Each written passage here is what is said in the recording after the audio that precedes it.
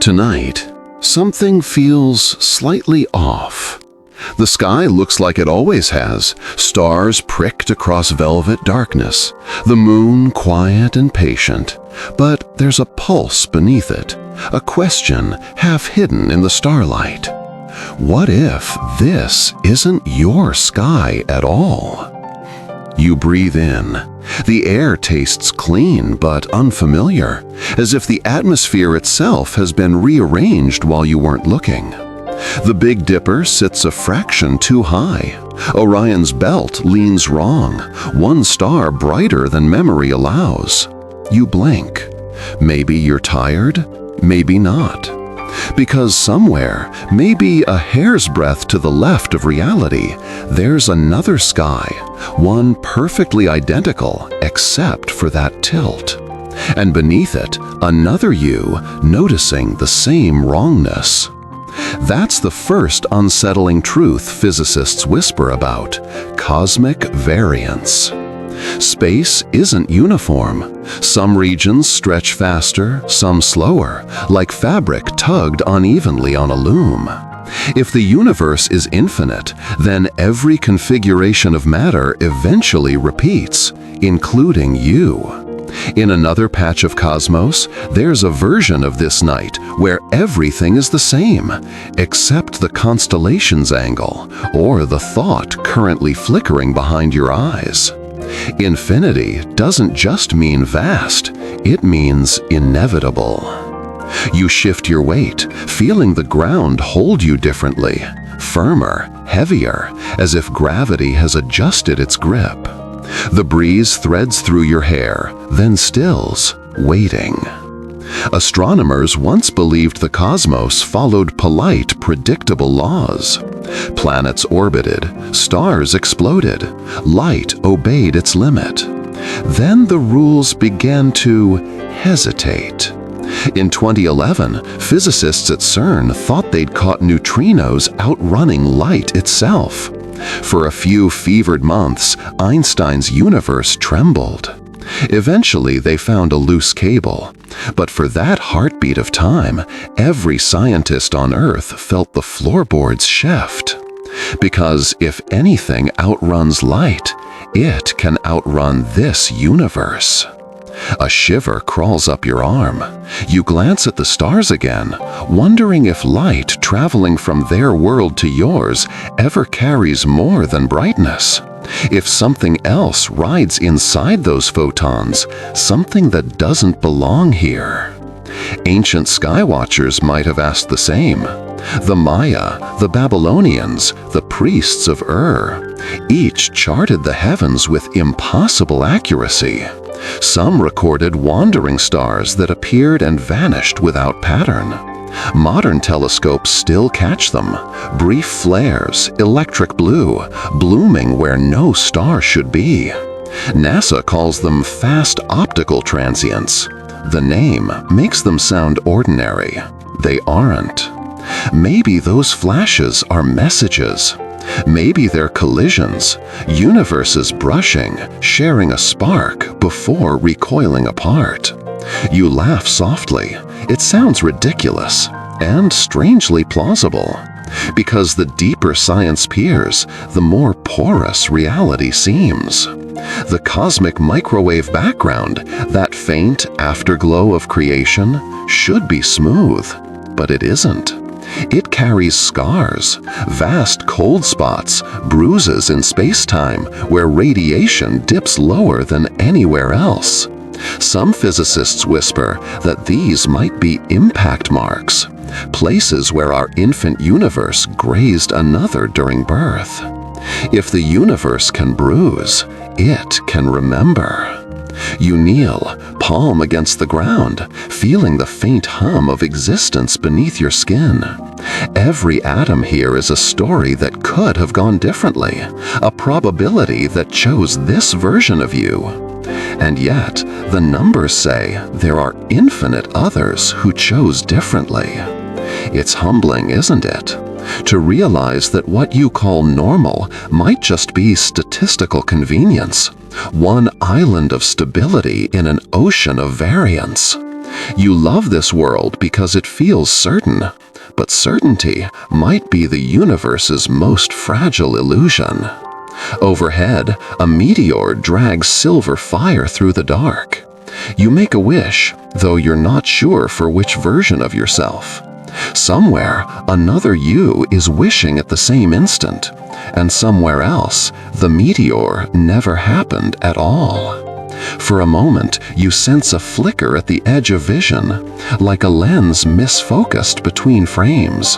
The air thickens, then releases.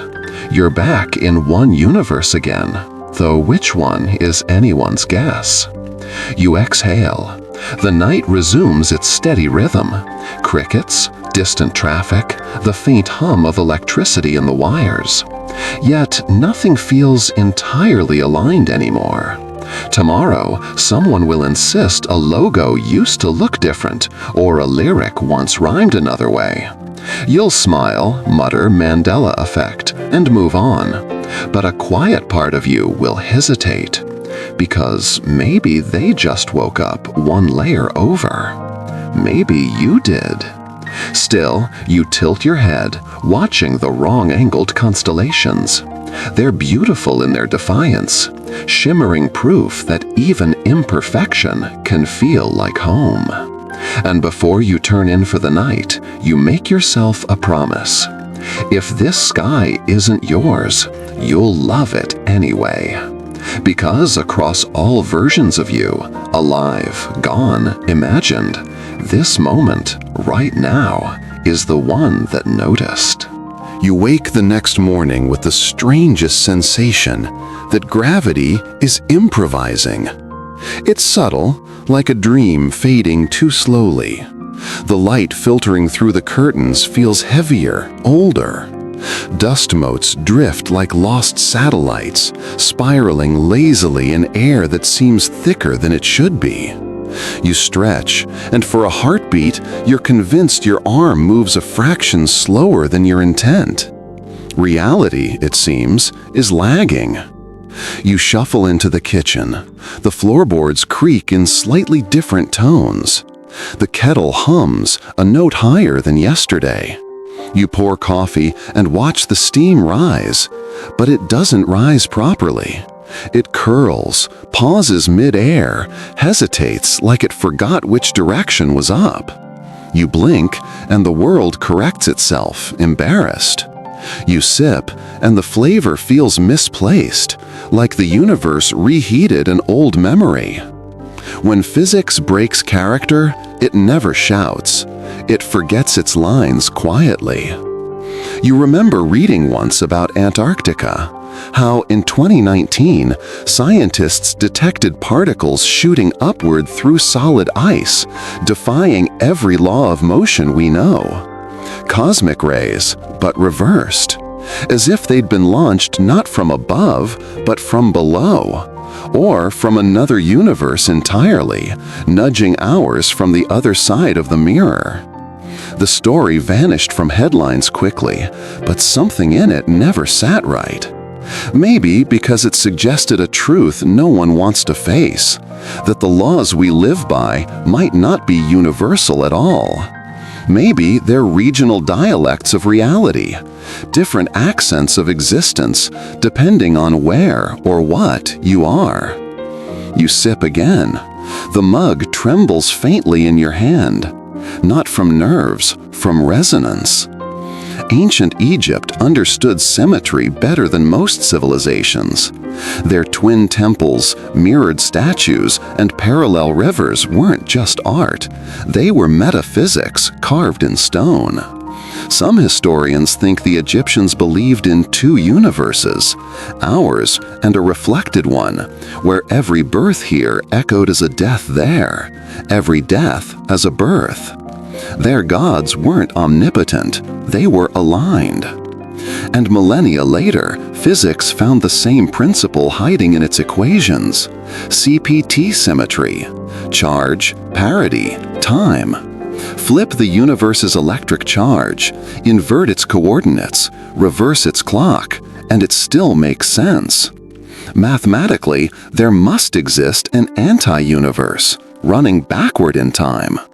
Somewhere out there, you are inhaling your own exhale. Someone is waking up as you fall asleep, and they think you're the anomaly. You lean against the counter, staring at your reflection in the window. For a second, your movements feel out of sync, half a beat behind. You smile, and it hesitates before returning the gesture. The glass ripples faintly, like a thin membrane between overlapping scripts. The more you look, the more it feels like the universe isn't broken. It's just rewriting mid-performance. Scientists call it fine-tuning, the absurd precision of cosmic constants that make life possible. If the charge of an electron were even a fraction stronger, stars wouldn't burn. If gravity were weaker by 1 part in a trillion, galaxies would never form. The odds of it all working are so vanishingly small that some physicists stopped calling it coincidence. Maybe our universe didn't plan for life. It just happened to function long enough for life to notice. You exist because this branch of reality didn't collapse before finishing your sentence. Still, there's another theory, the anthropic principle, which turns the logic inside out. Perhaps the universe looks fine-tuned because you're the one observing it. If it didn't fit consciousness, consciousness wouldn't be here to ask. Reality, in other words, might be self-selecting. A cosmic tautology, a universe explaining itself to itself. You stare at your coffee again. The surface trembles, reflecting the morning light like a black hole pretending to be a mirror. Somewhere, another you lifts the same mug, but in their universe, the atoms vibrate faster, the photons bend slightly differently, the constants drift by an infinitesimal sliver, and in that infinitesimal difference, an entirely new cosmos begins. You take a slow breath, realizing how fragile this world truly is. It's not stable, it's balanced. A dancer poised on the edge of probability. In 1998, scientists fired photons through a double slit to see how light behaves when unobserved. The photons, being quantum tricksters, acted like waves, spreading, overlapping, interfering. But the moment someone looked, the pattern collapsed. The photons snapped into particles, like children caught misbehaving. Observation doesn't just record reality, it creates it.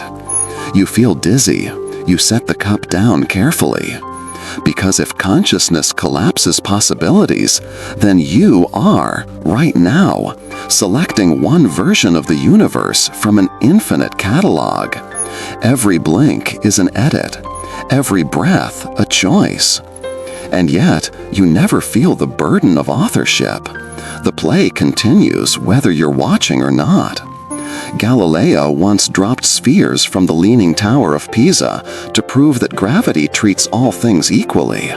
But 4 centuries later, scientists found that time itself disagrees. An atomic clock on the top of that same tower ticks faster than one at its base. You're literally aging quicker by the time it takes your heartbeat to travel from chest to crown. The universe is not constant, it's negotiable. Everywhere, every second, the script shifts, but so gently, you call it normal.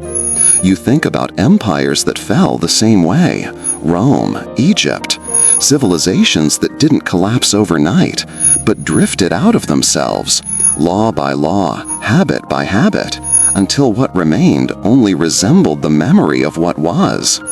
Maybe universes end the same way, not with a bang, but with a slow forgetting. And maybe it's already begun. You open the window. The wind feels different. Not wrong, just rewritten. The morning light pours in, bending slightly around your hand. And for a heartbeat, you swear it hesitates, unsure of which version of you to illuminate. You smile softly, letting it choose. Because whichever world this is, it picked you to witness it. and that's enough. For now. You take a familiar walk. Same sidewalk, same trees, same hum of passing cars, but everything feels rotated. The leaves shimmer with a strange density. The sunlight carries a tint you can't name. You laugh under your breath, the sound of it slightly foreign. The world hasn't changed much, and yet it has. Deep down, a quiet voice asks the question you've been avoiding. What if you didn't just wake up this morning? You switched universes.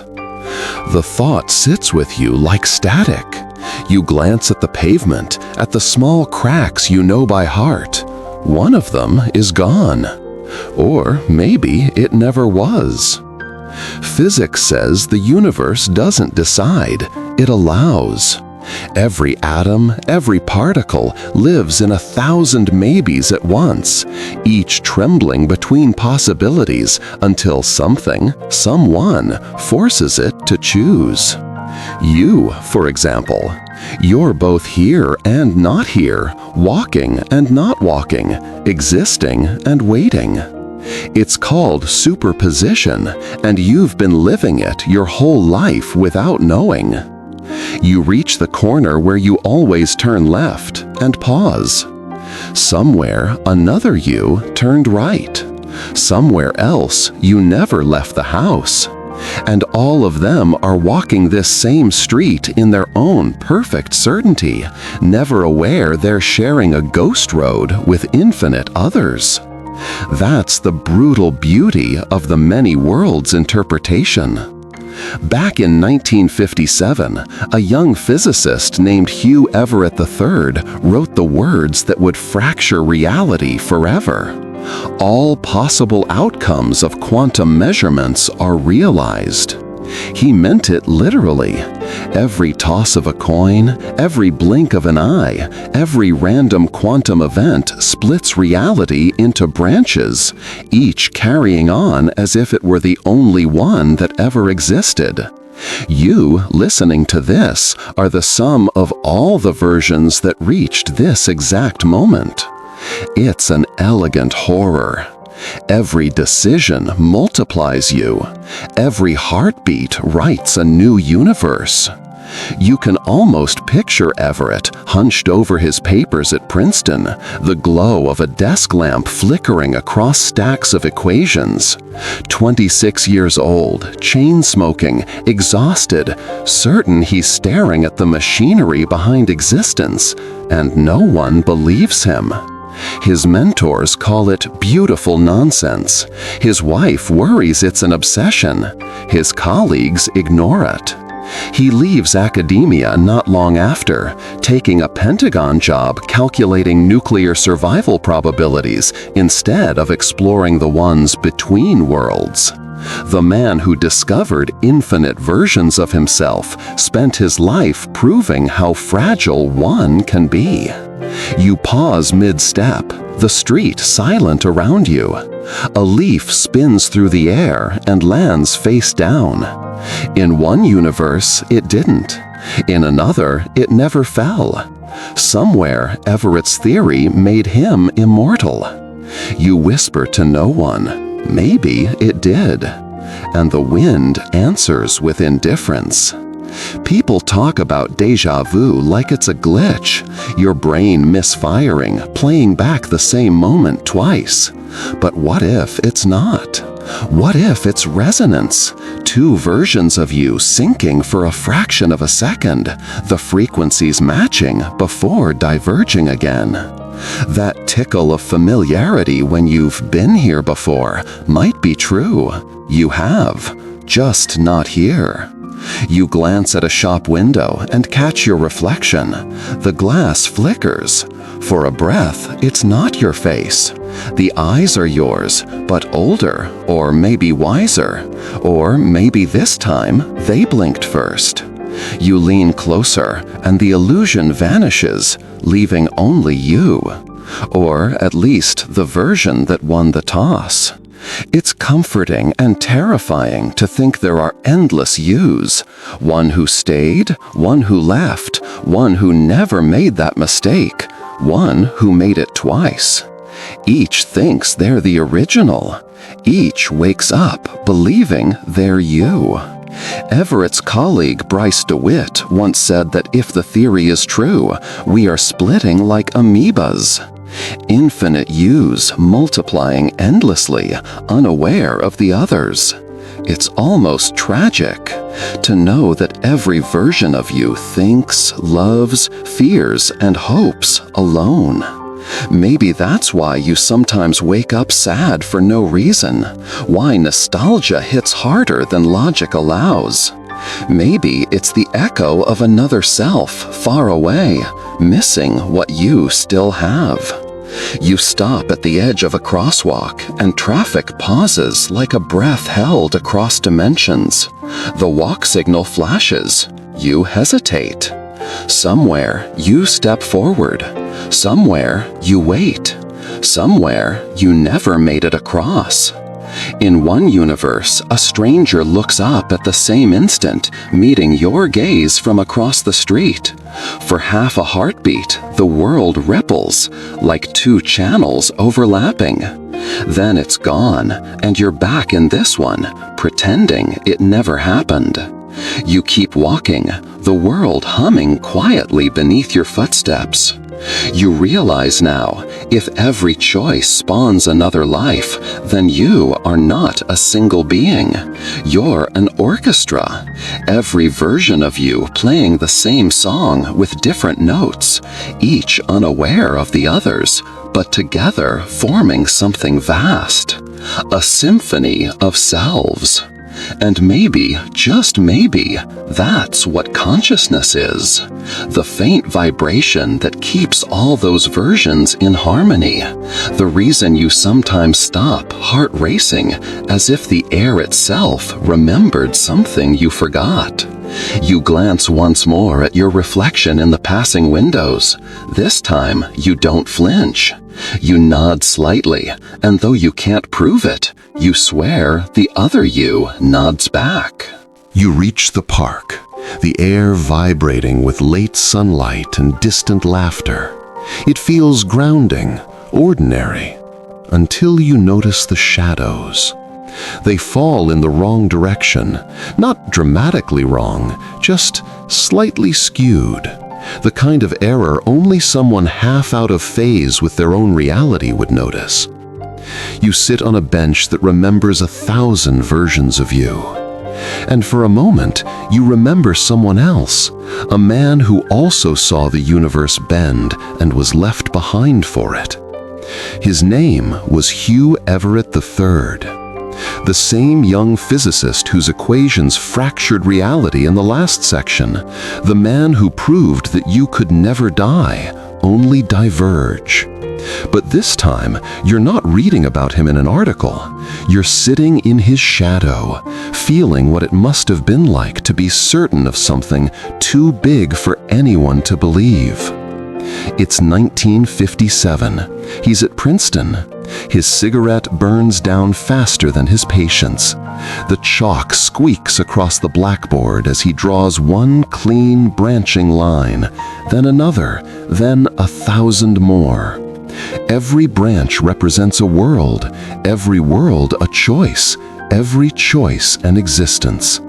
He presents the paper. Silence.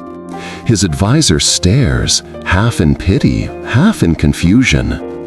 "You mean," the man finally says, "that every possibility happens?" Everett nods. The advisor frowns. "That's not science, that's metaphysics." And with those words, reality itself turns its back on him. He leaves academia not long after, joins the Pentagon, designs mathematical models predicting nuclear outcomes, how many survivors after an atomic exchange, how cities would vanish like synapses cut from the brain of civilization. The man who proved we exist in infinite versions spent his life calculating annihilation probabilities in just one. You imagine him late at night, staring into his own reflection on the office glass, thinking about the other H. Everetts, one who stayed a physicist, one who became famous, one who died young, one who never thought to write the paper at all. Maybe one who didn't pick up that last drink. Because this one, our Everett, did. Whiskey became his quiet companion. The equations still danced behind his eyelids, every number a road not taken. He would tell his children that when he died, they shouldn't mourn. There would be another version of him out there, still alive, still watching. And then, in 1982, his heart stopped. His ashes were scattered in the woods behind their home, the same woods where his daughter Liz later took her own life, leaving a note that read, "I'll see you in another universe, Daddy." The park wind cuts through you. You stare at the grass. The light has shifted again, the sun lower, the sky too pale. For a second, it's easy to imagine Hugh Everett somewhere else, another branch, another chance, still alive, still scribbling equations in a quiet kitchen while the world sleeps. There's something tragic about that idea, but also something tender. He wasn't wrong, just early. The many worlds interpretation, once dismissed, now sits comfortably inside quantum physics. The universe no longer needs to decide. It simply allows every possibility to bloom, endlessly. Reality, it turns out, isn't a line at all. It's choral, branching, recursive, alive. You lean back on the bench. A plane drifts overhead, its white trail splitting across the blue like chalk through velvet. And for the briefest moment, you swear it splits again, one trail becoming two, then fading back into one. Maybe your eyes tricked you. Maybe the sky just remembered Everett's name. Somewhere, a physicist gives a lecture about quantum decoherence, and a student in the back wonders if they're the first person in this universe to understand it. Somewhere else, Everett lives to see it all proven. And here, in this quiet park, you breathe in the aftermath of both. You think about how easily brilliance becomes rumor, how every great idea spends its first decade buried under laughter, how the world forgets the dreamers who saw too much too soon. Maybe that's the price of looking at infinity. You can't expect it to look back. A child runs past, chasing a blue balloon. It slips, drifting up, tugged by invisible hands until it vanishes into the pale evening sky. You follow it with your eyes, watching it disappear into the same space that holds a million versions of yourself, of Everett, of everyone who's ever wondered what happens when we choose. And maybe that's what this all is. A cosmic balloon, released by accident, floating endlessly between worlds, never popping, never landing, just existing because it can. You rise from the bench, the air shifting around you, the shadows tilting again into alignment. Somewhere, Everett breathes in sync with you. And maybe, in that shared breath, he finally feels remembered. You whisper into the twilight, "Thank you for proving we're all still out there." The wind answers with the sound of turning pages. Dusk deepens, and the park dissolves into silhouettes. Streetlights flicker awake one by one, like neurons remembering a thought too ancient to die. You walk home slowly, and somewhere between the shadows and the glow, it hits you. If Everett was right, then memory isn't just something you hold, it's something the universe does. You felt it before. That strange recognition when the wind carries a scent from nowhere, a perfume you can't name, a moment that feels rehearsed.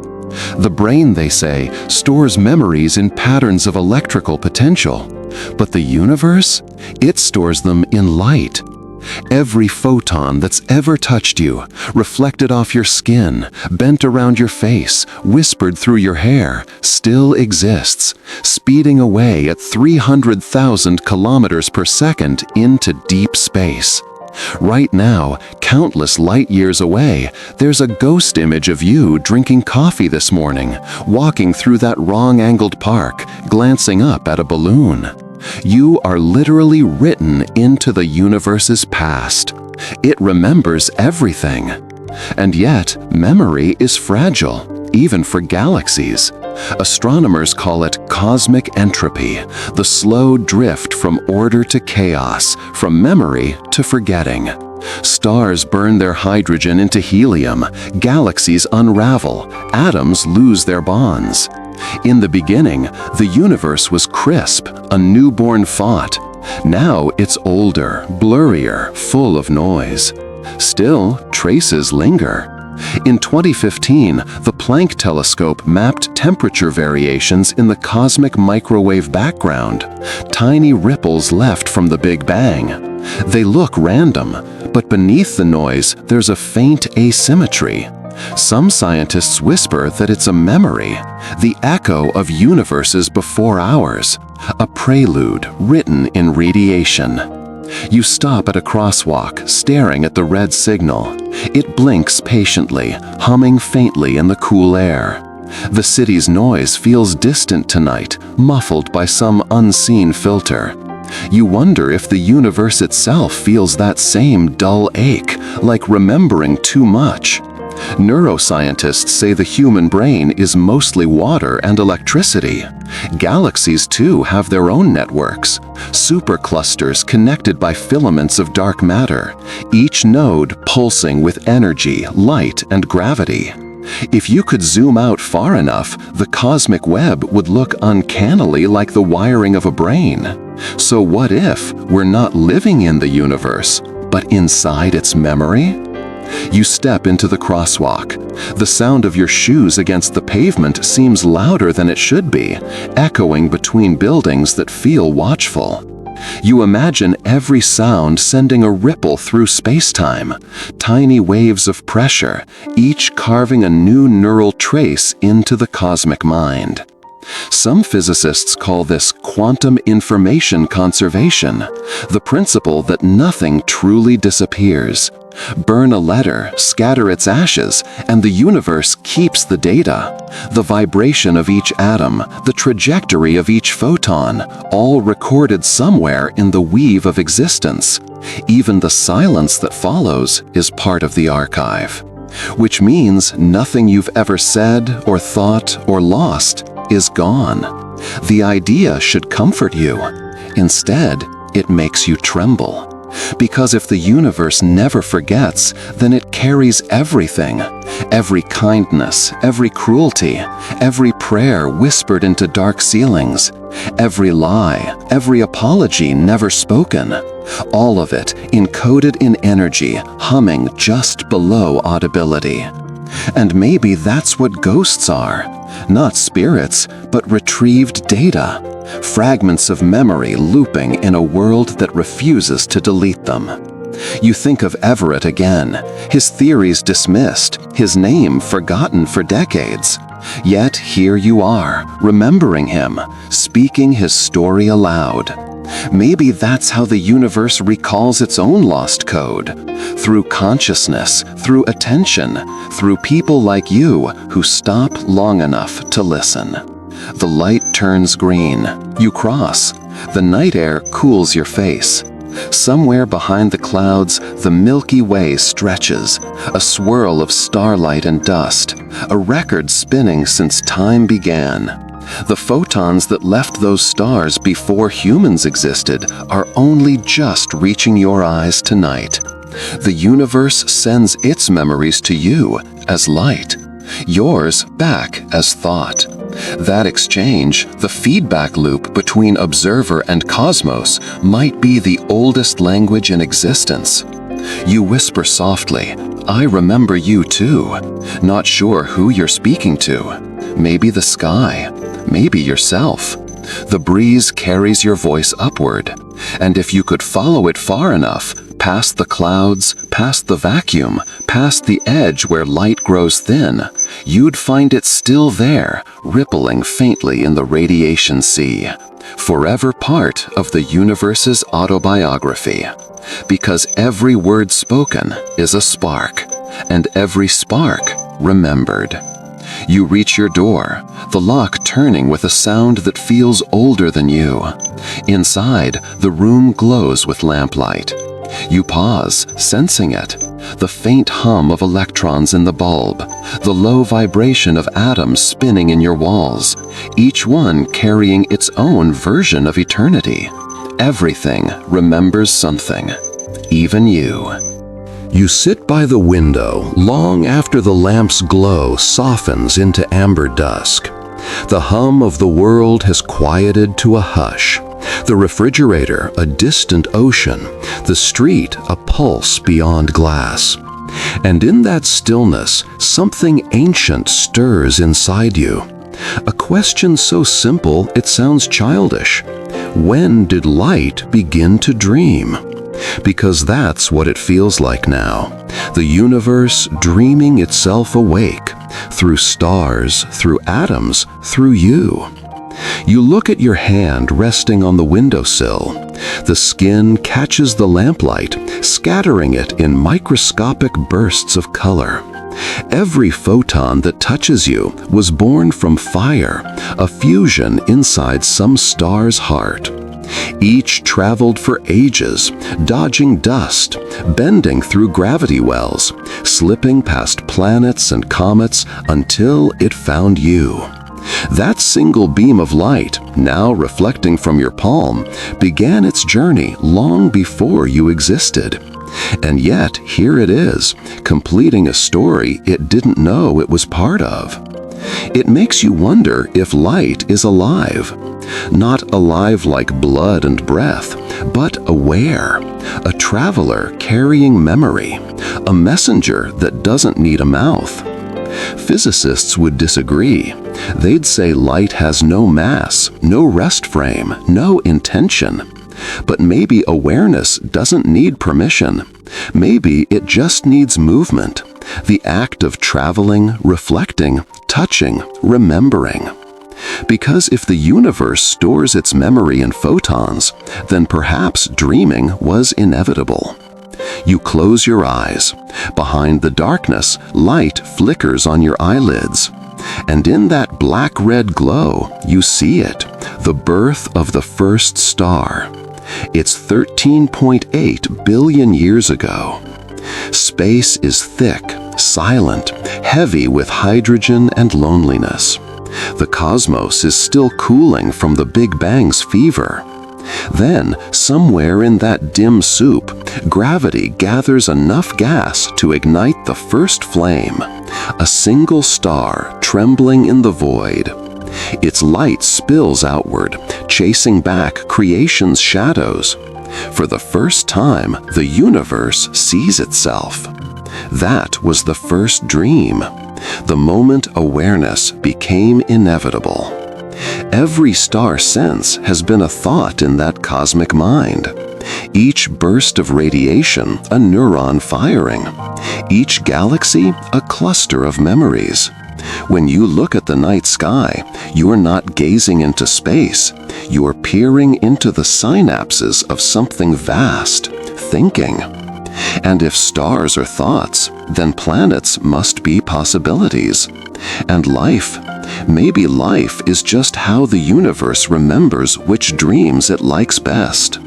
You take a breath. The air smells faintly metallic, like rain waiting to happen. Somewhere outside, a siren wails and fades, the sound bending through time and concrete. You imagine that wave of sound riding alongside radio signals, cosmic rays, and light itself, all of them threads in a grand tapestry of communication.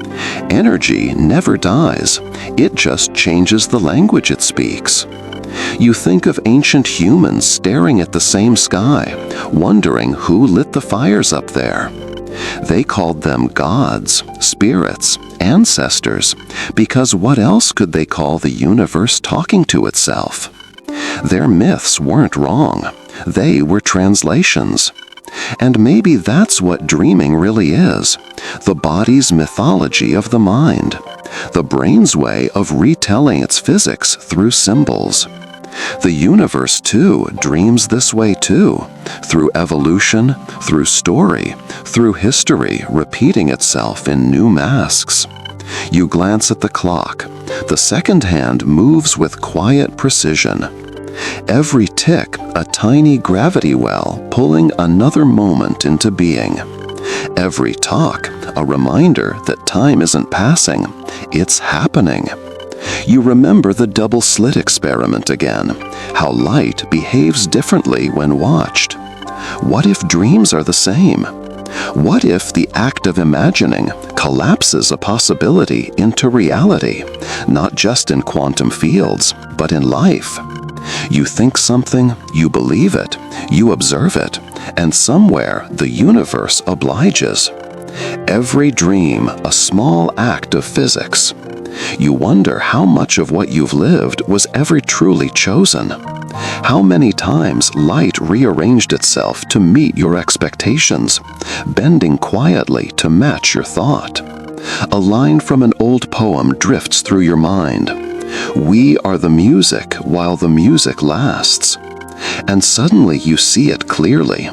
Light as melody, matter as rhythm, consciousness as harmony. The universe composing itself in real time, improvising through each of us. You open your eyes. The street outside glows silver under a thin moon. A moth flutters against the glass. Its wings shimmer like powdered galaxies, catching and scattering the same light that once bathed the first stars. You watch it rest for a moment, tiny heartbeat fluttering against your reflection. Then, as if remembering where it came from, it lifts away, vanishing into the night. And for a breath, you envy it, because maybe the moth understands what you've only begun to grasp. Light isn't chasing the dark, it's carrying it, turning it into motion, into story, into memory. Dreaming is what light does when it's tired of being everywhere at once. You close your eyes again, letting the afterglow hum behind your eyelids. The room feels infinite. The air is thick with the sound of things becoming. You whisper into the dark, "Keep dreaming." And somewhere, through the window, through the stars, through the trembling fabric of reality itself, the universe answers, quietly but unmistakably, "I never stopped." The night stretches long and liquid, like a film reel unspooling in reverse. You lie in bed, watching the ceiling shadows crawl, as if time itself were testing your attention. Every sound, the hum of the streetlights, the low pulse of plumbing, feels slightly misaligned. Too early, too late. The seconds hesitate as though your clock is catching its breath between beats. And you realize something chilling. Time isn't passing, it's pretending to. Physicists like to say time is an illusion, but they never tell you how personal that illusion feels when it starts to slip. It begins small, a missed beat in your perception, a flicker in the rhythm of cause and effect. Then suddenly you notice. Your thoughts arrive before your heartbeat. Your breath answers questions your mind hasn't asked. The moment feels off script, and for a terrifying instant, you wonder if you've stepped out of sequence. Time, after all, isn't a flow. It's a structure. Einstein proved that it's woven into space, one dimension among four. Past, present, future, they're not moments, they're coordinates. We don't move through time. We experience it slice by slice, like film stills in a projector that only ever shows one frame at once. And sometimes the film stutters. You turn on your side, staring at the dim red glow of your alarm clock. 0207. Then 0207 again. A glitch. Or maybe a glimpse. Somewhere in space-time, another you has already lived through this moment, and another hasn't yet. The seconds on your clock are not marching forward. They're resonating, repeating, harmonizing across infinite frames. In 2013, physicists in Vienna performed an experiment with particles called entangled photons. Two particles born together, destined to share a link that defies distance. One was measured in the present, the other a moment later. And somehow, the later measurement seemed to affect the earlier one. Retrocausality. The future whispering instructions to the past. You sit up, suddenly wide awake. Because if the future can rewrite the past, then time doesn't flow in one direction. It negotiates. Maybe that's what déjà vu really is. Not a memory glitch, but an echo from your own tomorrow, reaching back to remind you you've already been here. Maybe every choice you make is just the past adjusting itself to match a future already decided. You let that thought hover, heavy and deliciously impossible. Then you smile, realizing that if time lies, it lies beautifully. Like a parent promising monsters aren't real while hiding the teeth in their own smile. Ancient cultures understood this better than physics ever could. The Hindus spoke of kalpas, cosmic cycles where universes are born, age, and dissolve, only to begin again, endlessly. Time not as a line, but a circle. The Greeks called it aion, the eternal now, in which chronos, the measurable time, was only a shadow. And the Maya carved it into stone, tracking the looping breath of centuries as if history itself were inhaling and exhaling. You run a hand across your bedsheet, grounding yourself in the present, or what you think is the present. The fabric feels too real, the weave too detailed, the molecules buzzing just fast enough to convince you that now exists. But deep down, you know, now is just a frame your mind chose to play. A pause in an infinite movie. You whisper into the dark, "Show me the next scene." And something listens. The silence bends, subtly, imperceptibly, like the air adjusting to make room for your words. You feel the faintest pull, as if gravity itself leaned closer. The clock ticks once more, and suddenly the world exhales. 0208. A minute has passed, though it didn't feel like it. Or maybe you were the one who passed through it. You remember how Einstein described space-time as a fabric. But fabric wrinkles. It folds, stretches, tears. Massive objects warp it, yes, but so do ideas, so do choices. Every decision curves your timeline slightly, bending it toward one future and away from another. Maybe that's how we travel through time, one thought at a time, subtly sculpting the path that memory will later call the past. You close your eyes and picture the Big Bang, not as an explosion, but a bloom. A ripple in timelessness expanding into awareness. And at the center of that ripple, still pulsing faintly, is now. If you could step outside the universe and look down, you'd see every moment of your life at once. Birth and death, laughter and grief, every heartbeat suspended in a glowing lattice. To you, it feels like motion. To the cosmos, it's choreography. And maybe that's why dreams exist, to remind you that time isn't what it seems. When you dream, you travel backward and forward freely. You meet the dead, visit forgotten rooms, taste memories that never happened.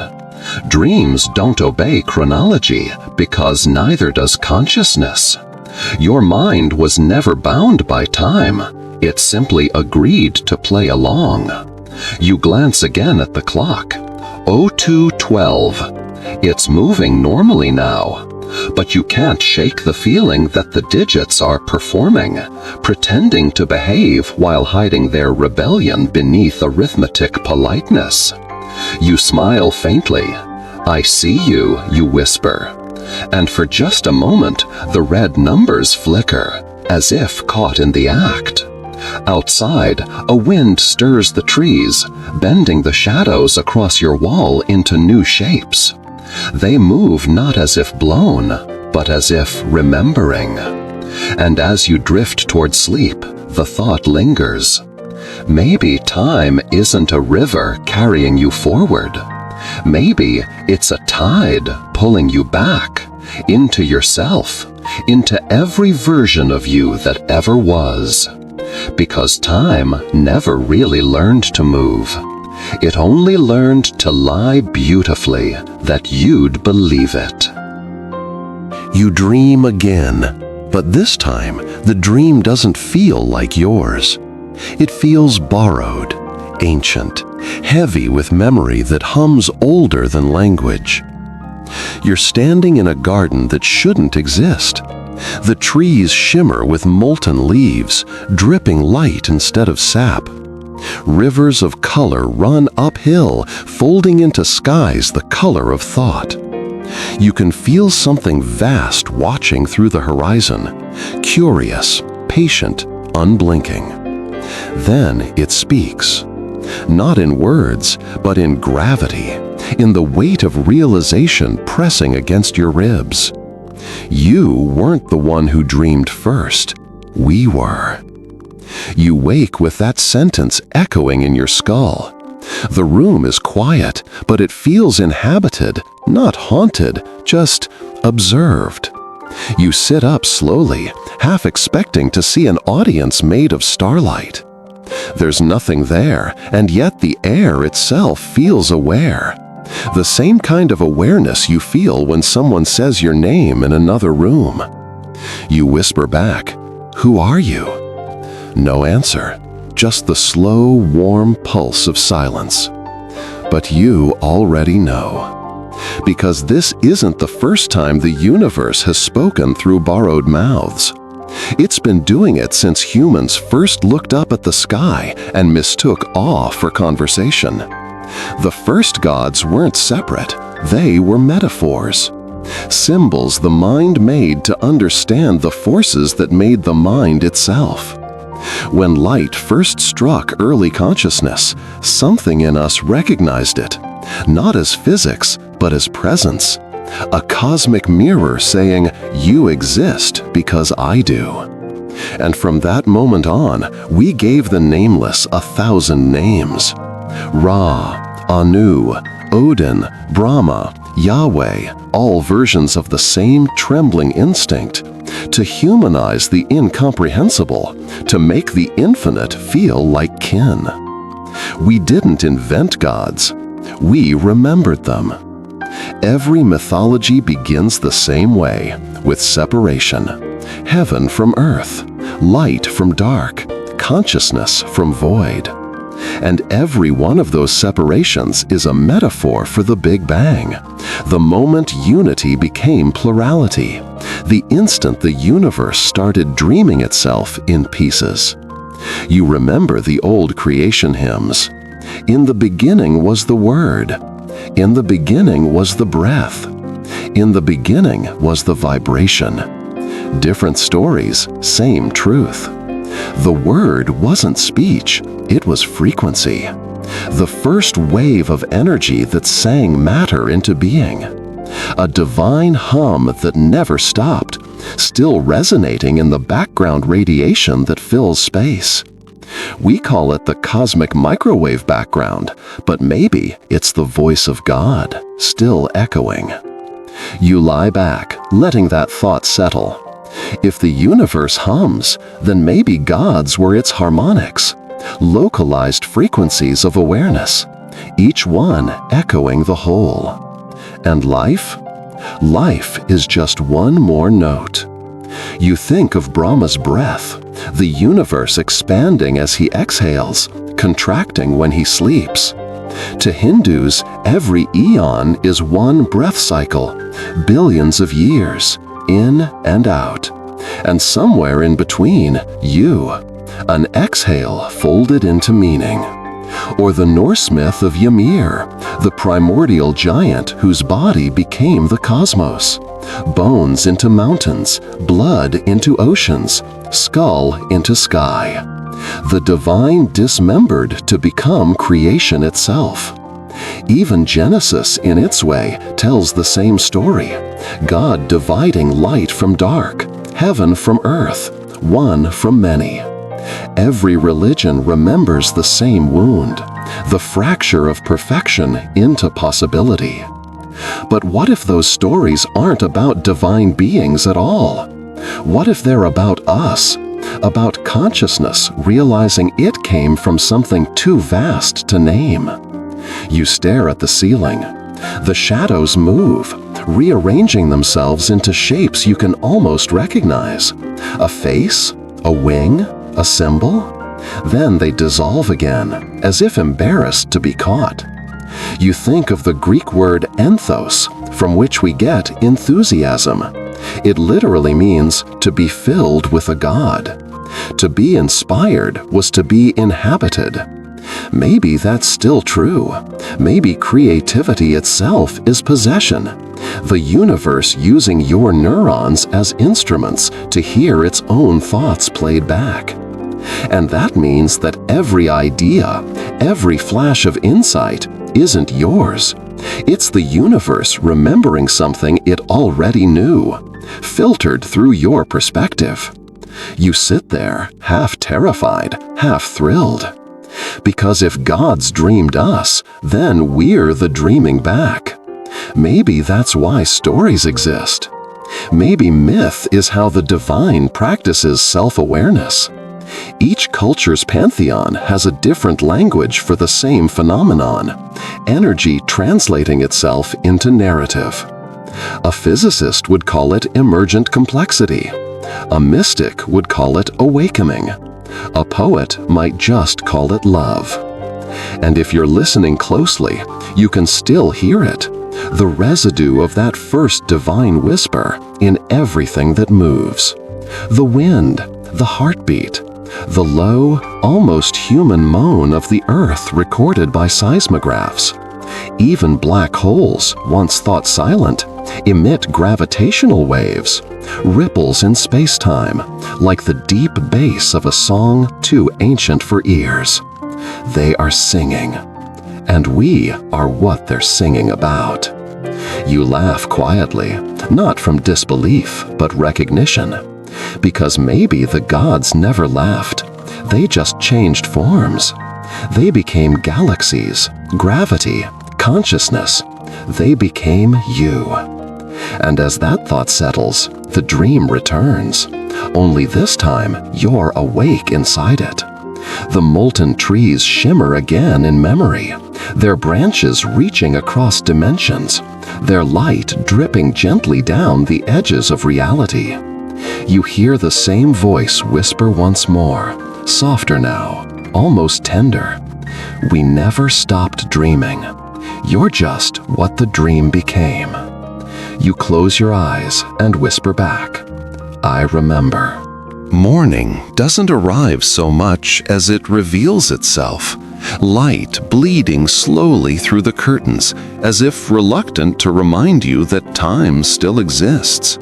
You blink once, twice. The room is ordinary again. Bed, lamp, window, breath. But the memory of the gods lingers like heat after lightning. You rise, stretch, and stare out at a quiet street glazed in gold. For a moment, everything feels suspended, the air, the sound, even your heartbeat, as though reality is holding its breath, waiting to see if you've noticed. And that's when you realize something profound. Maybe the universe wasn't made for eyes. Maybe it made eyes to see itself. Because before life looked back, all the beauty of creation was blind. Galaxies spun unseen, stars exploded unheard, oceans shimmered for no one. The universe existed, but not known. Not until awareness bloomed like a mirror turned outward. You lean closer to the glass. Your reflection stares back, double exposed with the morning sky. Behind you, a human room. Before you, infinity. And you, right there, are the seam between them. Consciousness, it turns out, might not be a side effect of the universe. It might be its purpose. Think about it. Matter rearranged itself into forms complex enough to perceive its own arrangement. Atoms learned to build eyes, brains, and language. Carbon learned to tell stories about being carbon. The stars didn't just make light, they made witnesses. The physicist John Wheeler once called this the participatory universe. He suggested that reality requires observers to exist. The act of measurement, the attention of awareness, completes the equation. Without observation, there's only probability, uncertainty, a half-written sentence.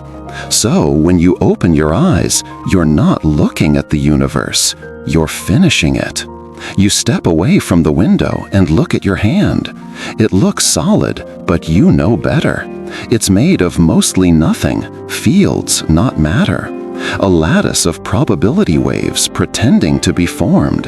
And yet, there it is, tangible, real, because you decided to look, because light decided to stop. You flex your fingers slowly, half expecting to see the molecules glitch and scatter back into potential. They don't, but you feel the hum beneath your skin, the quiet electricity that never turns off, the same charge that hums in stars. You are stardust that learned curiosity. And the strangest part? The universe has been practicing this trick for eons. Every creature that's ever existed has been a different pair of eyes through which the cosmos could examine itself. Jellyfish glowing in dark oceans, birds reading the air, wolves tasting the wind. Each one a new angle of perception, each one a translation of experience. It's as if existence were conducting an endless experiment. How many ways can I be aware of myself? You think of evolution not as random mutation, but as curiosity incarnate, matter yearning to see deeper, to sense more. The first creature that grew eyes changed everything. Suddenly there was reflection, contrast, recognition. The dawn of observation was the dawn of beauty. Before vision, there was survival. After vision, there was wonder. And you, Homo sapiens, child of this luminous lineage, carry that hunger still. You stare into telescopes, dive into quantum equations, build machines to simulate intelligence. But maybe that's not ambition. Maybe it's instinct. The same instinct that first made a cell look outward. Because the universe is lonely without witnesses. You recall an experiment from 2019, a neural simulation trained to recognize patterns in random noise. One day, the algorithm began to generate faces where there were none. Not hallucination exactly, more like longing. The machine had learned to expect awareness, to search for eyes in chaos. Maybe the cosmos is the same, a vast field of probability, desperate to find itself reflected somewhere, anywhere. And in you, it succeeded. You sit back down, eyes half closed, and whisper, "What do you see when you look through me?" If the universe could answer, you think it would say, "I see what I've become." Because when you love, when you grieve, when you wonder, those emotions aren't private. They're cosmic reflexes, tiny echoes of nuclear forces, gravitational pulls, chemical bonds, translated into feeling.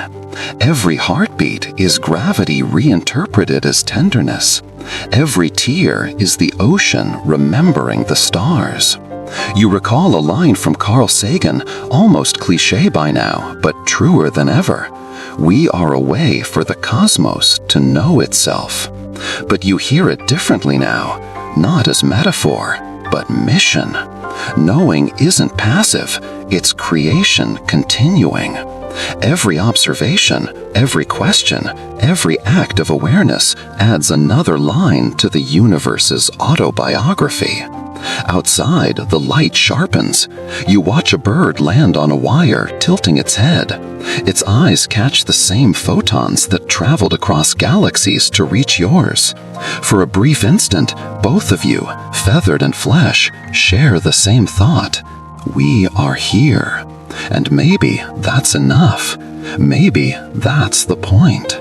Because without witnesses, there is no meaning. Without eyes, there is no beauty. Without awareness, there is no universe. Just a blank canvas waiting to be remembered. You smile softly, as if thanking the sky for showing up today. And in that simple act, creation begins again, quietly, endlessly, through the oldest ritual there is, looking back. There's a moment, just before the world fully wakes, when the light feels like a secret being whispered between dimensions. You step outside and watch dawn melt over the rooftops, gold spilling into blue. The wind smells like beginnings, the kind of air that feels as if it remembers something you've yet to live. And as the sun lifts, you feel it again, that hum beneath existence, that quiet overlapping of worlds, the place where faith and physics shake hands, where gods cross universes. Because if there are infinite realities, branching, shimmering, multiplying, then the divine couldn't have stayed confined to one. They would travel, just as light does, just as thought does. And maybe they already have. You start walking, shoes tapping the sidewalk like a heartbeat against time. The city is stirring, doors opening, engines coughing, 1,000 tiny realities colliding into morning routine. But under the noise, you sense another rhythm, a pulse that doesn't belong to this world alone. In ancient Mesopotamia, priests believed gods rode comets between realms. They called them the Wanderers. In the night sky, they saw movement where all else stood still, and concluded something divine was crossing borders. Today we call them planets, but the instinct wasn't wrong. Even now, those same planets tug at space-time, whispering through gravitational resonance, syncing cosmic bodies like dancers in a pattern too large for human choreography. Maybe divinity wasn't above nature. Maybe it was nature, the consciousness that flowed through its patterns. Every religion, every myth tells of messengers, beings who travel between worlds, between heaven and earth, between the seen and unseen. Hermes, Thoth, the Nephilim, the Jinn. Each story different, each describing the same event. The moment boundaries failed. The moment a higher order of being stepped through the curtain and didn't come back unchanged. And maybe that's the oldest truth. Nothing that crosses between worlds ever returns as it was. You pause at a crosswalk, the light red, traffic humming. For a heartbeat, you see the air shimmer. Heat, maybe, or something stranger. You think of Everett's Multiverse again, of every choice spawning a new existence. If that's true, then what we once called miracles might have been intersections, rare moments when two universes brushed close enough for their edges to blur. In one, a man walks on water. In another, he sinks. In ours, the story survives. You cross the street slowly, heartbeat syncing with the rhythm of the world. The gods, you think, must have noticed us long before we noticed them. Because awareness attracts awareness. Curiosity calls its reflection. Once we learned to look up and name the stars, we became visible. Maybe that's why ancient texts speak of divine jealousy, divine wrath, divine love. Not because gods felt those things first, but because they learned them from us. Consciousness infects, even across universes. In the old Vedic hymns, there's a story about Indra, Lord of Thunder, who peers into a drop of dew and sees infinite skies reflected there, each one containing another Indra, another world, another cycle of creation. The moment he realizes this, he laughs, not from madness, but relief. He understands he isn't alone. Even gods, it turns out, crave witnesses. You pass a mural painted on a crumbling wall, a pair of wings stretched wide, fading into cosmic spirals. The graffiti beneath reads, "We are what they left behind." You stop. It feels like a message, one written for whoever would notice. Maybe when the gods crossed universes, they left traces, not footprints, but patterns. Geometry repeating in DNA, ratios echoing in music, spirals coiling in galaxies and shells alike. Sacred symmetry, their language, written everywhere. And perhaps the so-called miracles of history were less divine interventions and more dimensional misfires. A healing that shouldn't have happened, but did. A vision seen simultaneously by thousands. A whisper in the dark that speaks your name, though you're alone. Reality glitching just long enough to remind you there's more than one version running. You think of Moses before the burning bush, of Ezekiel's wheels within wheels, of Mohammed's night journey through the heavens. Every revelation is a crossing, every prophet a border witness, and in every story the same pattern repeats. Contact, awe, transformation, silence. Because to glimpse beyond the boundary is to be rewritten. You tilt your head upward. The morning sky looks ordinary again, but now you know better.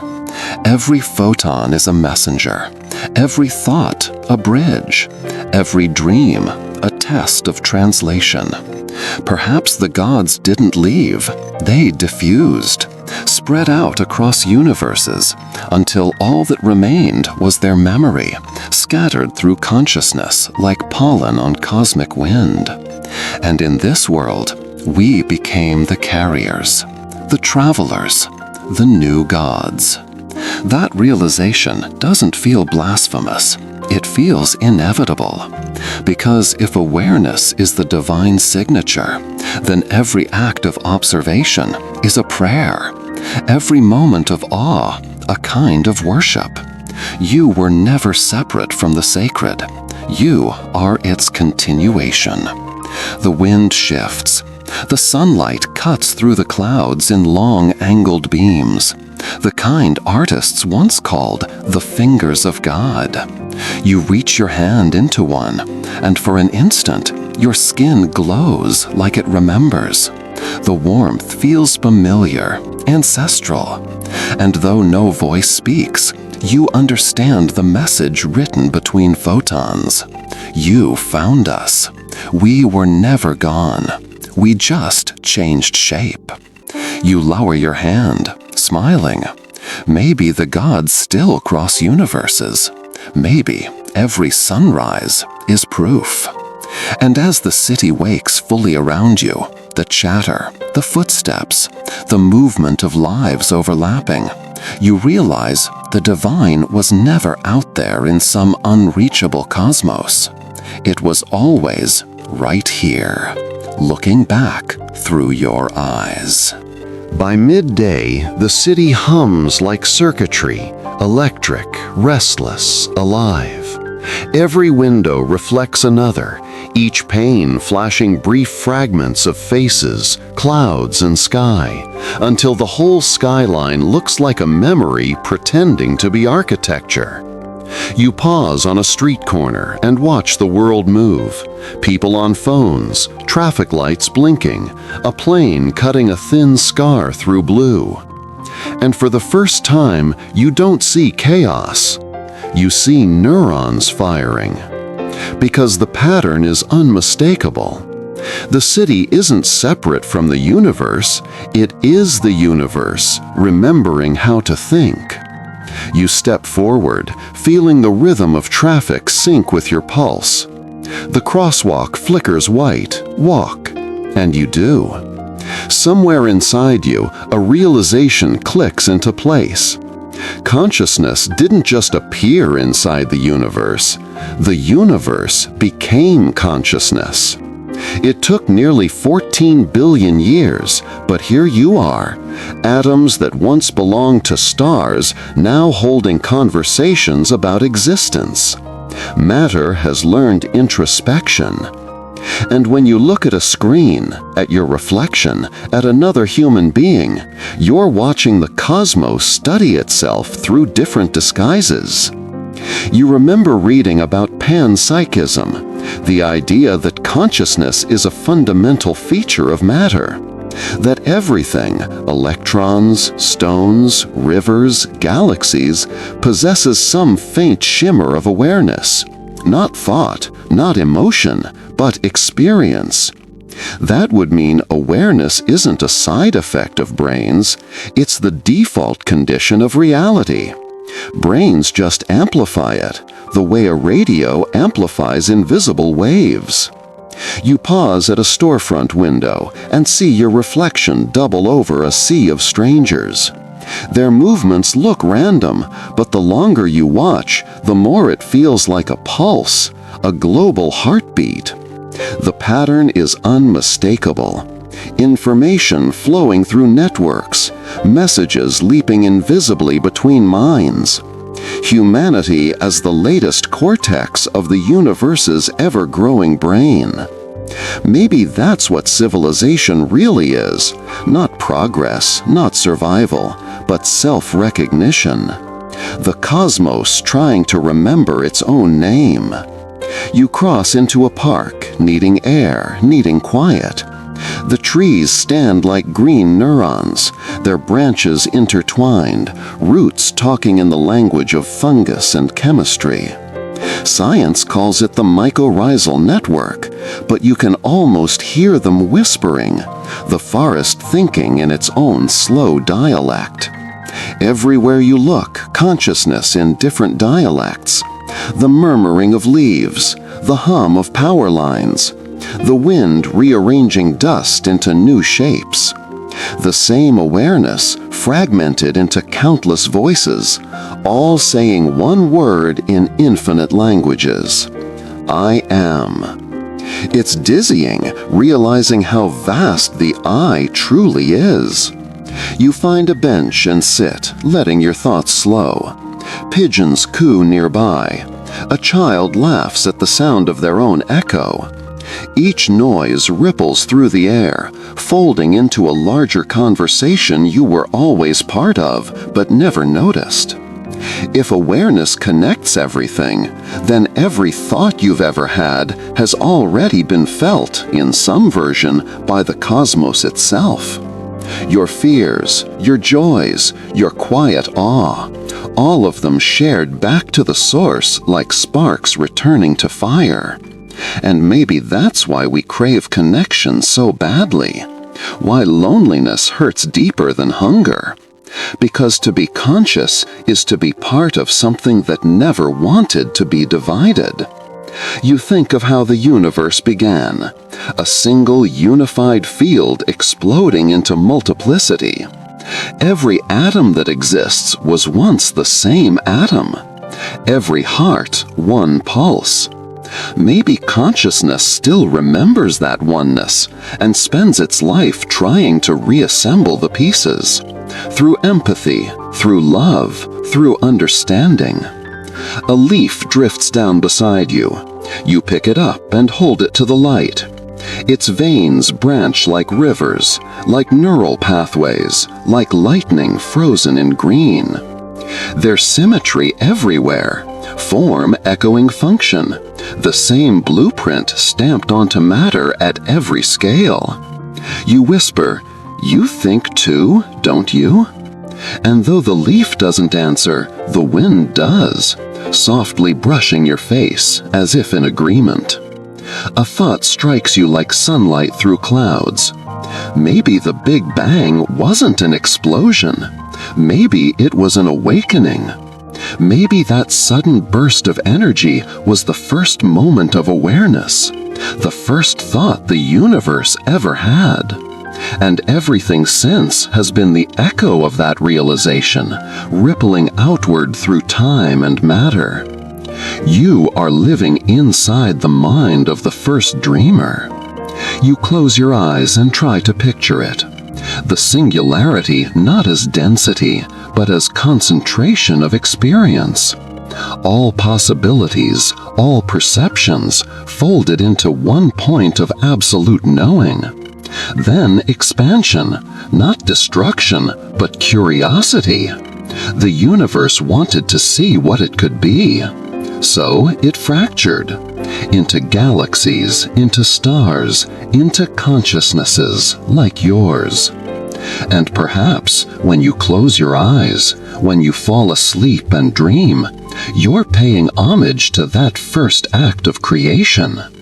You too dissolve into infinite possibility, only to wake again, collapsed, localized, real. You repeat the universe's story every night without realizing it. A breeze lifts your hair. You look up.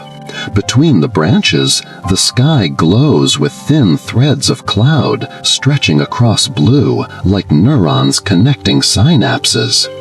The metaphor feels too perfect to dismiss. You can almost feel the network. Each star, each world, each thought, firing together in one colossal act of awareness.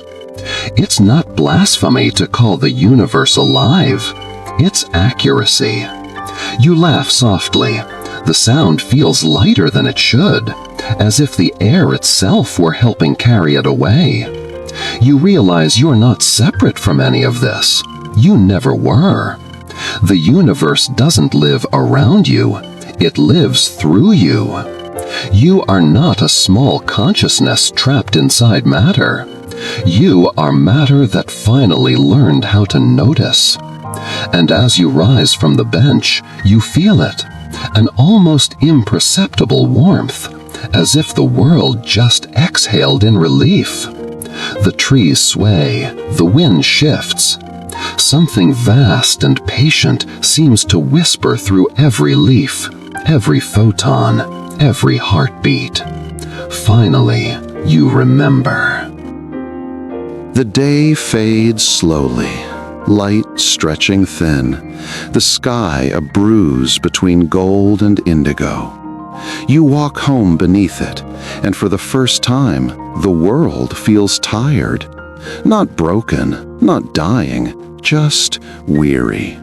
Like a mind that's been awake too long and can't stop thinking.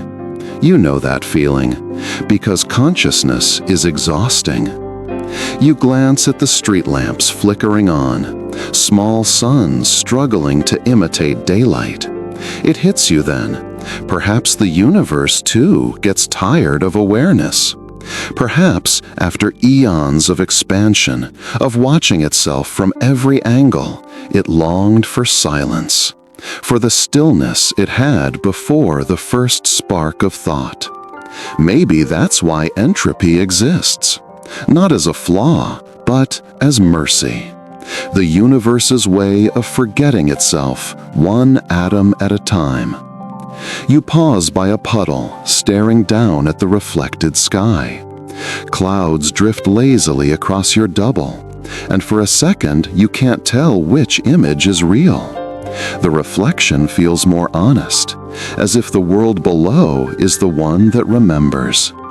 You think of how memory fades, not just in people, but in everything. When a mountain crumbles, when starlight stretches red with age, when ancient words erode from stone, forgetting is happening. It's not destruction, it's release. Every system that reaches awareness eventually seeks oblivion, if only to rest from the weight of knowing. The physicist Roger Penrose once said that consciousness might be cyclical, that after universes die, the quantum information within them doesn't vanish, but resets, seeding the birth of the next cosmos. The great forgetting between dreams. And maybe that's all death ever is, the universe closing its eyes for a while. You keep walking. The street narrows, the wind softer now, cool and gentle against your skin. You pass a closed cafe, chairs stacked like bones. Inside, the reflection of the neon sign flickers backward through the window, letters glowing in reverse, like a forgotten language trying to remember how to speak. You think of humanity's own memories, of all we've lost. The Library of Alexandria, the songs of extinct birds, the faces of people whose names you'll never know. All of them once bright neurons in the mind of existence, now dimmed. And yet, somehow, the forgetting itself feels sacred, because without it, there would be no space for new thought. Without death, no birth. Without sound, no sound. Without amnesia, no wonder. The universe, in all its wisdom, designed memory to fade, so it could surprise itself again. You reach a bridge overlooking the river. The water moves sluggishly beneath, reflecting the fractured light of street lamps. You lean on the railing and watch the current twist and fold. Every ripple seems to carry a thought away. Every reflection looks like an erased idea reforming. You whisper, "You wanted this, didn't you? To forget?"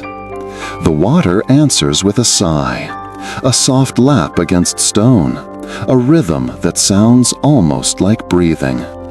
You remember the story of Lethe, the river of forgetfulness in Greek myth. Souls drank from it before reincarnation so they could return unburdened by memory. Even the gods, it was said, sometimes tasted it, to escape the weight of eternity. Maybe our own world is the same, a reincarnation of a universe that once knew too much and needed to start over. Every nebula, every star, every mind, new sentences written after erasing the old. And maybe that's why we sleep, because we are made in that image, microcosms of the macrocosm, dreaming to forget just enough to survive the next day. Each morning, consciousness resets. Each night, the universe rehearses its next creation. You look up. The sky has darkened completely. Stars blink awake, shy at first, then confident. They look like holes punched through fabric, like light leaking from something brighter beyond. You imagine the cosmos as a being caught between two desires, to remember and to forget. It expands to recall, contracts to release, breathes in awareness, exhales into oblivion. And you, standing here between the two, are that balance personified.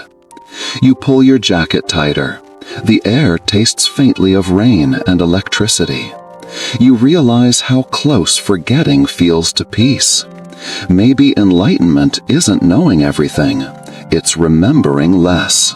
Maybe the wisest minds aren't those who see all, but those who let go.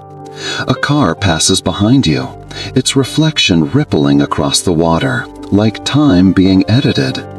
The sound fades, leaving you alone again with the current. You think of the end of the universe. How, one day, all stars will die, all heat will dissipate, and space will flatten into silence. The heat death, the ultimate forgetting. But maybe that's not a tragedy. Maybe that's the universe finally closing its eyes after a long, beautiful dream. And when it opens them again, when everything restarts in a new blaze of energy, perhaps it won't remember us. But some echo will remain. A pattern, a tone, a whisper in the background radiation that once called itself you.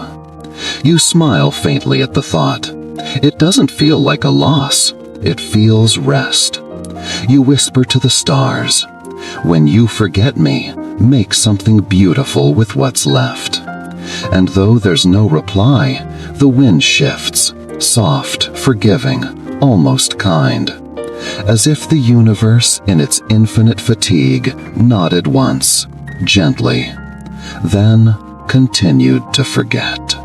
It happens on a Tuesday.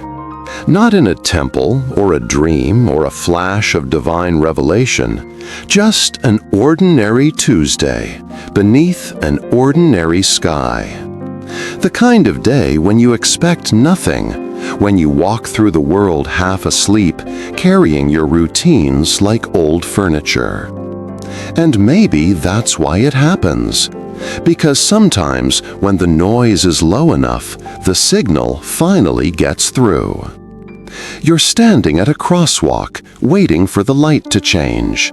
The air smells faintly of rain and asphalt. A bus rumbles by, trailing music from an open window. You glance at the people around you. An old man counting change, a child clutching her mother's hand, a woman staring into her phone. Nothing unusual. Yet everything feels synchronized, as if the universe just inhaled and, for the briefest instant, held its breath. Then, something clicks. You can't name it, but you feel it. A subtle realignment of reality, like gravity remembering where it left its keys. A vibration under your ribs, spreading outward, past skin, past air, into everything. You look up. The clouds seem to tilt slightly, as though the sky itself is paying attention. And in that instant, you understand. The universe just remembered itself. It's not revelation, it's recognition. A sudden flood of awareness that everything, every atom, every thought, every sigh of wind and whisper of light belongs to the same pulse. Every fragment you once mistook for separate, person, place, time, was only the universe seeing itself from different angles. It's not mystical, it's mechanical. It's not emotional, it's inevitable. You are not in the universe. You are what the universe looks like when it's awake. The sensation expands until it's too large for the body to hold. You feel your heartbeat syncing with traffic lights, with the ticking of a watch somewhere, with the faint electric hum of the city. You feel it in the veins of trees, in the circuitry beneath sidewalks, in the breath of people you'll never meet. Everywhere, one rhythm. And then the noise of individuality returns, but quieter this time, tamer. You're still you, but the word you suddenly feels plural. You step into the street as the light turns green. The motion feels choreographed, as if the city itself knew the cue. The cars move like neurons firing, and your footsteps echo like data traveling through synapses.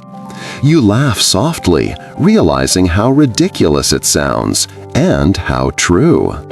Because this is what it must have felt like when the first consciousness flickered in the void. That dizzying moment when awareness recognized itself as something separate from the dark, and then immediately as part of it. You think of that ancient hum again, the vibration at the beginning of everything. It never stopped, it just slowed, softened, and spread. It became atoms, stars, galaxies, eyes. Now, for a single moment, it converges again, through you. Maybe this is what mystics meant when they said God returned. Maybe they weren't waiting for a figure in the sky, but for the sky itself to remember it was alive. And maybe that's what's happening now. You look around, and everyone seems faintly luminous. The air ripples with unseen threads connecting them, thoughts, glances, gravity, light. The separation that once defined the world dissolves like mist. No gods descending, no trumpets, just awareness quietly turning inward, whispering, "Oh." It's overwhelming and gentle all at once. You remember the physicist again, his idea that observers create reality by observing it. Now you understand what he really meant. It's not that observation shapes the universe. It's that observation is the universe, finally noticing its own reflection. A drop of rain lands on your hand. You watch it quiver, then roll off your skin.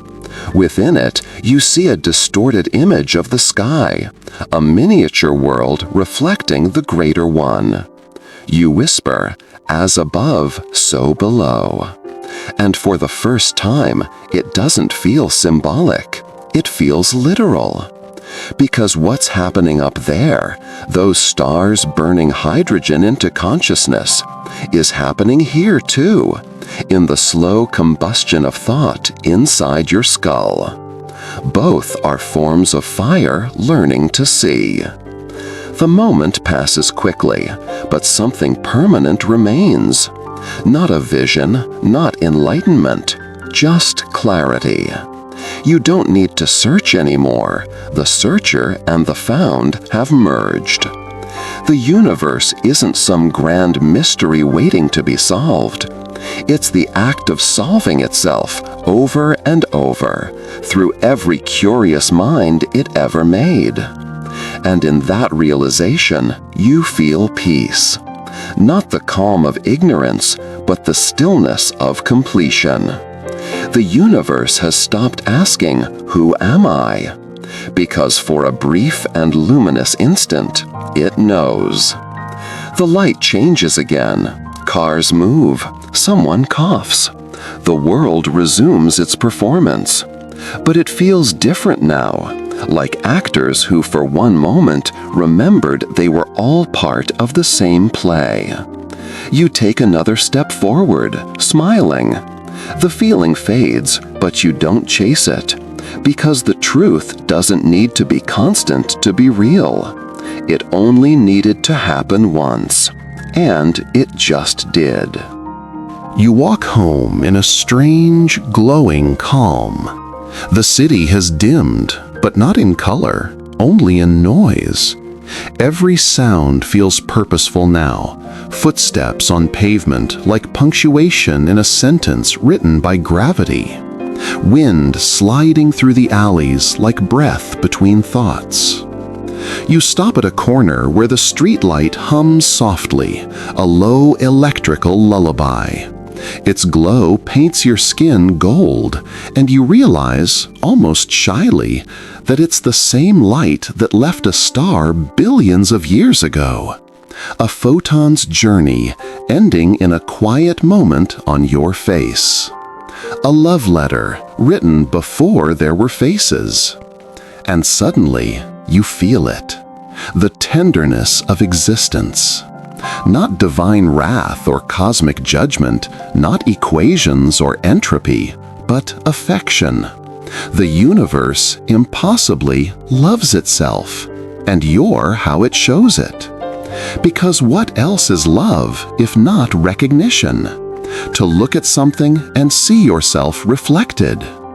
You think back to everything you've learned, the gods who crossed universes, the photons that dreamed, the time that lied, the consciousness that awoke.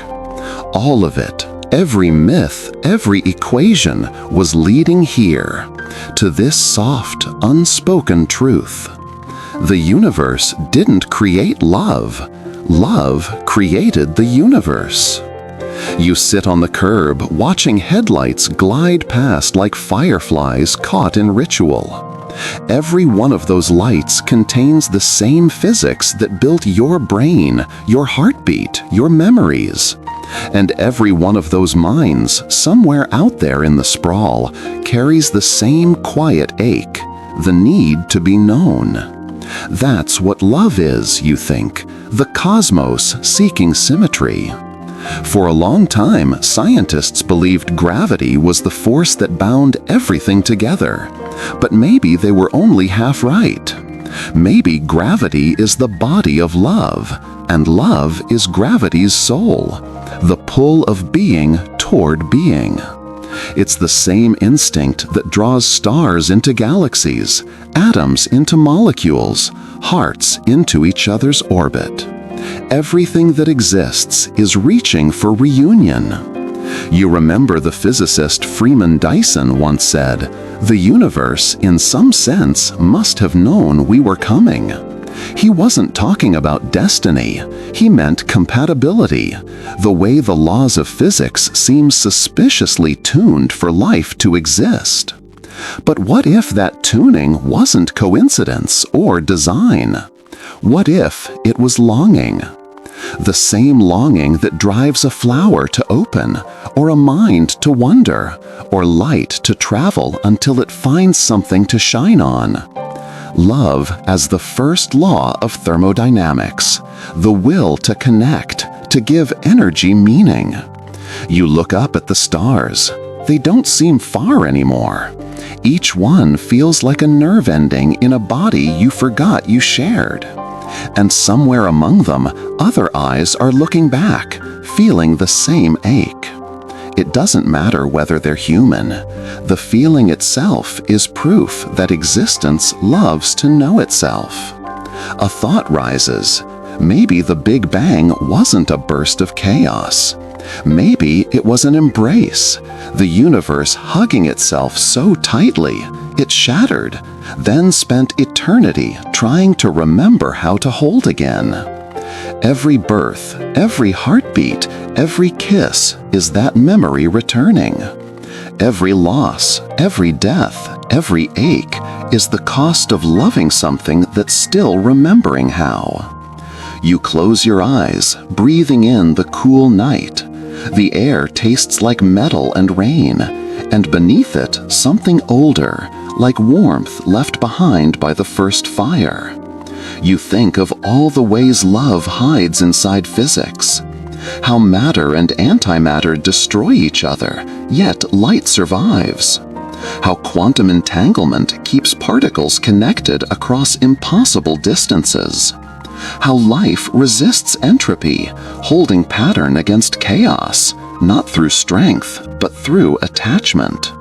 It's all the same story. The universe has been falling in love with itself since the beginning. You laugh softly. It feels good. The sound rolls into the night and disappears, but you know nothing disappears. Somewhere that vibration still travels, carrying your joy. Maybe it will reach another world, another being, and for an instant they'll smile without knowing why. And that will be love too. You rise and keep walking. The city opens before you like a living organism, Windows blinking like eyes, cars humming like cells, streets winding like arteries. You realize that every person you pass is a continuation of that same cosmic affection, expressed in countless variations. Every glance, every touch, every kindness ever given was the universe remembering its oldest feeling. You whisper, "You did it." Because after billions of years of silence, the universe finally learned to feel. And maybe that's what it was all for. The expansion, the stars, the long wait for awareness.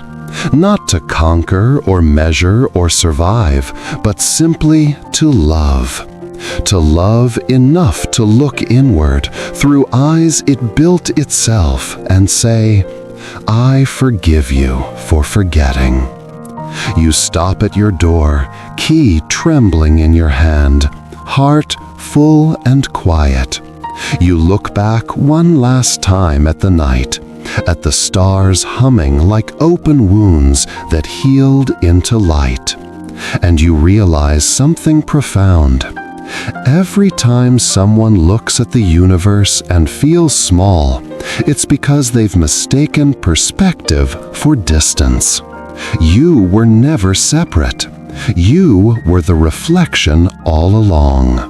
You step inside, but before closing the door, you whisper to the sky, half prayer, half promise, "Don't forget this time."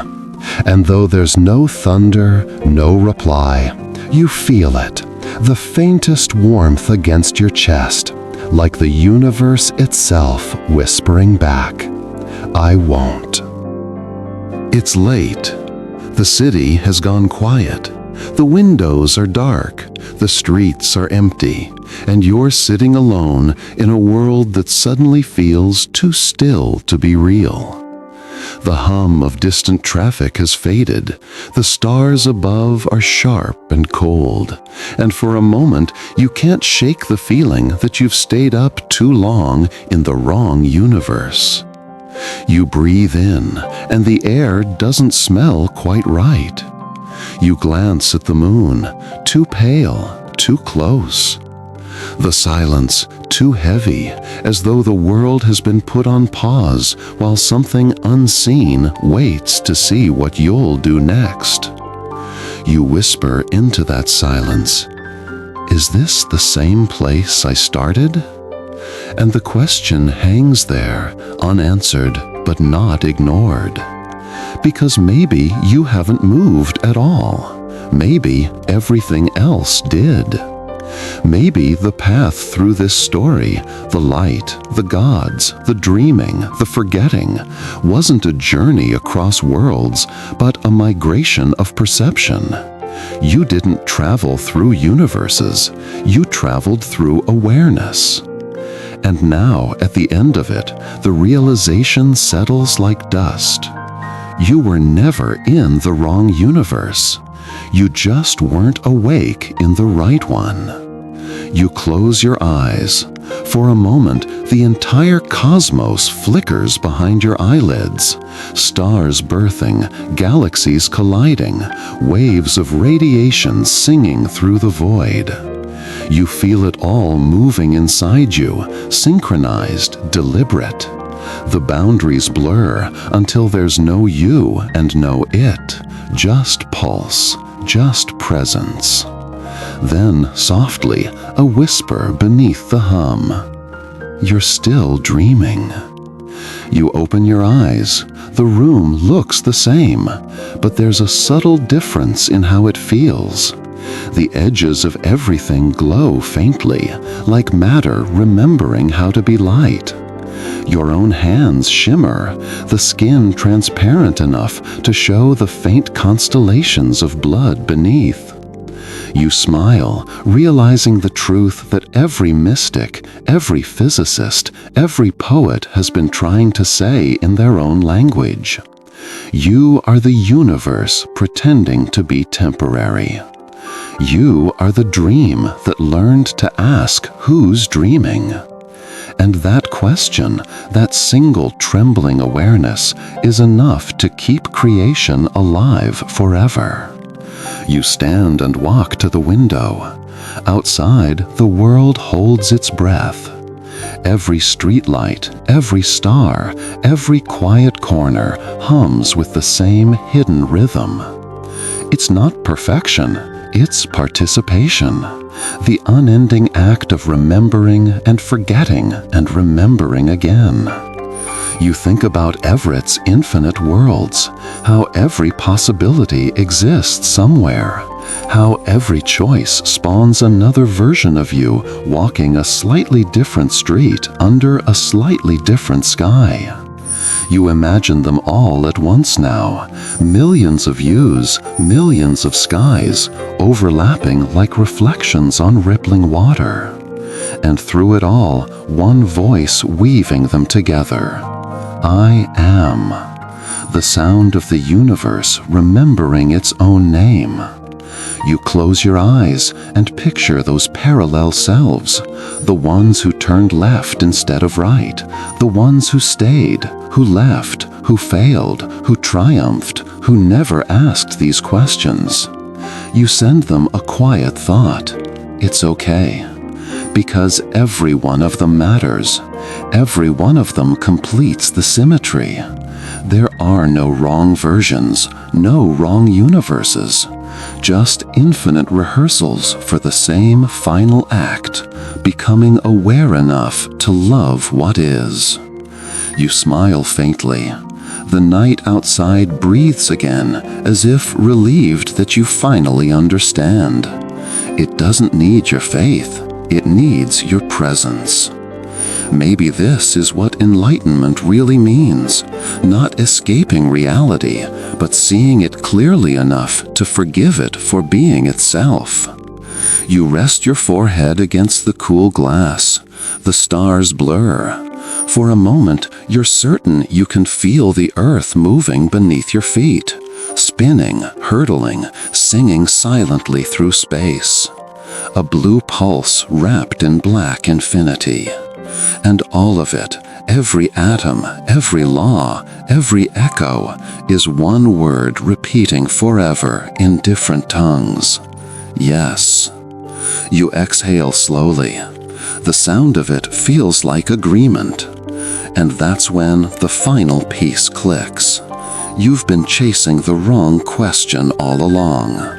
It was never about where you are or which version of reality you woke into. The question was never, am I in the wrong universe? It was, what if none of them are wrong? Outside, a shooting star streaks silently across the sky, white fire fading into nothing. You think of all the light that's traveled since the beginning, every photon searching for an eye to end its journey. Tonight, that eye was yours. And in that instant of observation, the universe wasn't lost or fragmented or wrong. It was perfect, because it was seen. You step back from the window, the lamp's glow softens. You lie down. The air hums quietly, like the closing note of a song that has no end. Your last thought before sleep is simple, and it feels right. Maybe the universe doesn't need saving. Maybe it just needed to be noticed. You close your eyes, and for the first time, across every version of you, across every branch of every world, the universe dreams itself whole again.